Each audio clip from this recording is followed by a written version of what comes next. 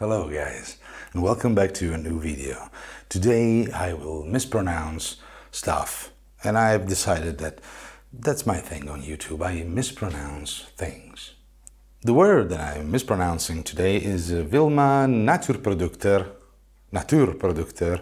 Well, it's Swedish, and I'm not Swedish, but I respect the Swedish culture and I apologize to it, to them, the whole population, and the planet. Anyway, we're talking about fire. I've already made a video about fire. If you watched that, good for you. If you haven't, you still can. And we went through different methods of making fire when you're out camping. Some are better than others, some are funnier than others. Today I have a method that is something that I always wanted to try, which is Flint and Steel. Why am I telling you this before the intro? And I'm your uncle.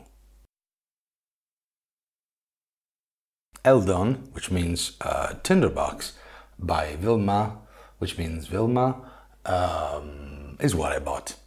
I already tried through the years some methods of lighting a fire through flint and steel. I also created a very nice, I have to be honest, a little kit, which was a leather bag with a striker and some tinder, and of course the flint, a very large piece of flint that was given to me by a friend.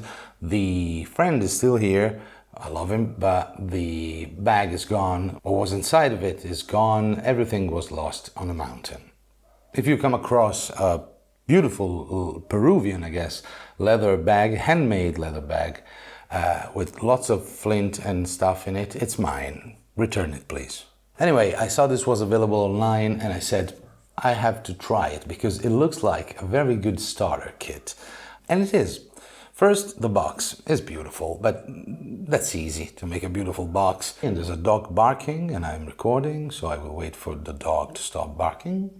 Thank you, dog. The box is beautiful. Actually, it's not flashy, it's very classic. I like that. It's very small and 80 grams. And let's see what's inside, because I've been playing with this all morning, so don't be scared. My hands are dirty. When you buy it, it looks better than it looks now because I've been, as I said, playing with it. In this little box we have a stainless steel striker, which is beautiful. It's smaller than I thought.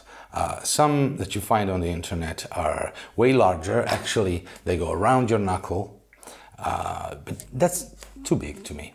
And then you have, of course, char cloth and a tinder. You have a little manual. I had to put it back in because I lost it. I was playing with this and I just tossed the manual away. But it's very informative, so please read it in case you decide to buy it. It gives you step-by-step instructions on how to use a flint and steel kit. Oh, and this is nice. This is grass, dry grass, which you can use as tinder. It's great, it catches fire in a second. Then we have, of course, a piece of flint, actually two pieces of flint. One is larger. The little one that you see here is not as small as you see it when you buy the kit. It's just me playing with it all morning. I couldn't wait, so I kept striking it. And char cloth and char cloth. Now, I said starter kit. Why did I say that? When you start experimenting with fire lighting, you will end up on one of these, which is a fire steel. You have it, and if you don't, please buy one because they're super effective. Actually, it's my favorite method for making fire when I'm camping, when I'm outdoors.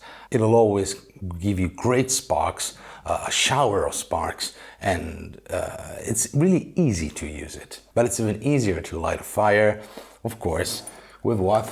Matches. Matches are great. Well, if they get wet, that could be a problem, but in general, they're very good. And of course, the best method of all, we already discussed it. Now, this is a big lighter. I like clipper lighters better.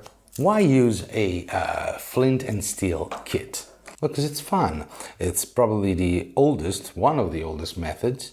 And if you like me and you're into this kind of primitive skills, it's always fun to learn. So when the first time I tried to use the flint and steel method, what happened is that I completely consumed the flint, the pieces of flint that I was given, and I ended up with almost nothing. Of course, learning takes time and trial and error, and eventually I became, well, not proficient, but I can do it. Now, chalk-cloth is fantastic because it catches a single tiny little spark and you have your fire immediately. Of course, if you add that to the little dry grass bundle that they give you, if you get one of these, let me show you, get maybe a couple, and you work them until they're all fluffy and ready to receive the ignited chalk-cloth, you have fire in no time.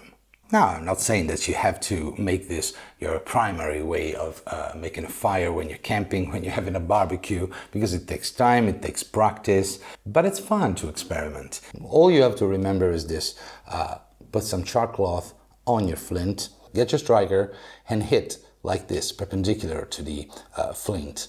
And eventually you will see a little tiny spark, it'll ignite your chalk-cloth, and then you can add it to your tinder bundle and you have your fire.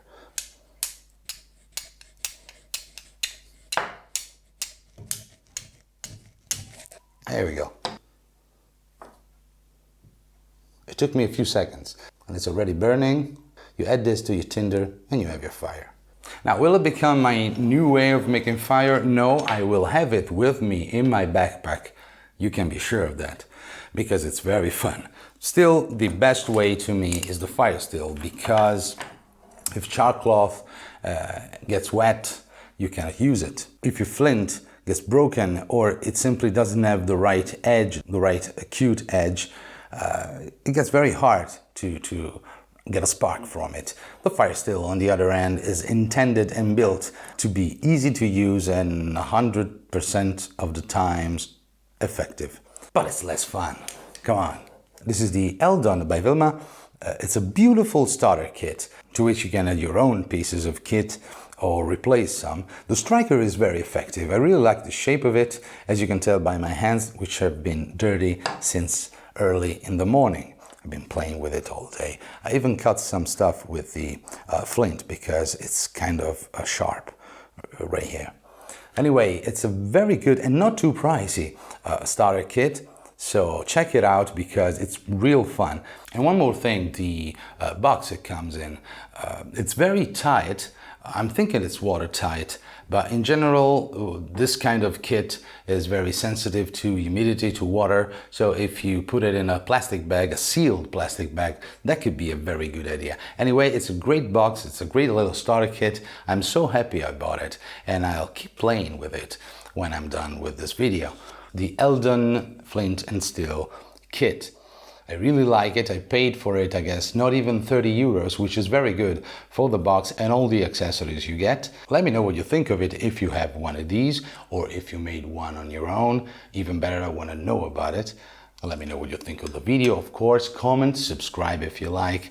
Thank you for watching, guys. I'm your uncle.